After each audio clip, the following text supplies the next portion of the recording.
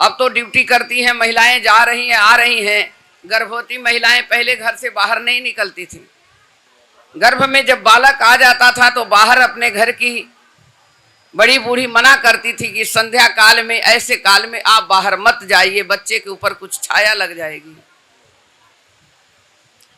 तो उग्रसेन जी, इनकी माता गर्भ में थे कंस जब, तो कंस को गर्भ में लेकर के एक दिन कहने लगी कि मेरा मन हो रहा है कि जरा चलते हैं कहाँ, थोड़ा घूमने के लिए हम चलें और हमें ले चलिए आप।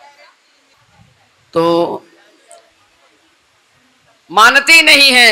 आज संध्या काल में उग्रसेन जी अपनी पत्नी को लेकर के जाते हैं, कहाँ, जंगल में भ्रमण करने के लिए चले गए। तो जब वहां गए तो एक ध्रुमिल नाम का राक्षस था, जंगल में भ्रमण कर रहा था।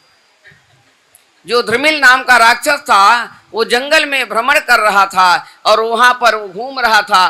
गर्भ में कंस था, कंस गर्भ में था, उसकी छाया पड़ गई।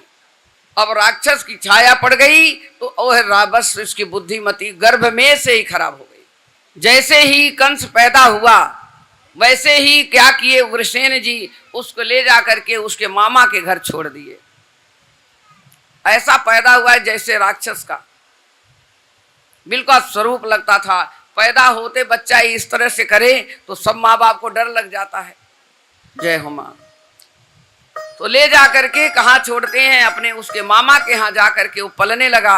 उग्रसेन जी सुरसेन के घर पर जा करके छोड़ दिए और वहां पर पल गया। सुरसेन के घर गया तो इसकी मति खराब हो गई। जब बड़ा हुआ तो इसको पता लगा कि मेरे माता पिता मुझे अपने पास नहीं रखे, यहाँ ले आकर के छोड़ दिए, तो ये तो हमारे दुश्मन है, ये हमारे माता पिता थोड़ी हैं, माता पिता थोड़ी ऐसे करेंगे। सुरसेन के पास जाता है और जितने असुर थे वहाँ पर, बड़े बड़े महाअसुर थे, अघासुर, व्यमासुर, बकासुर, धेनुकासुर, सबको अपनी सेना में मिला लिया। ऐसी मति हो गई, मति खराब हो गई। राक्षस का प्रभाव पड़ गया उसको, सबको अपने साथ मिला लिया। और फिर जैसे मति गति उसकी, जैसे संगत वैसे ही अपनी मति भी हो जाती है। संगत खराब है तो बालक कब सही रास्ते चलेगा। आ करके जब बड़ा हो जाता है तो जब मथुरा आता है तो कहता है कि आप मेरे पिता तो थे ही नहीं, आप तो मेरे दुश्मन हैं। उग्रसेन जी यज्ञ कर रहे थे, जा करके यज्ञ को भंग कर देता है कंस और उसको ले जा करके अपने पिताजी को जेल में डाल देता है। इतना आताताई हो गया।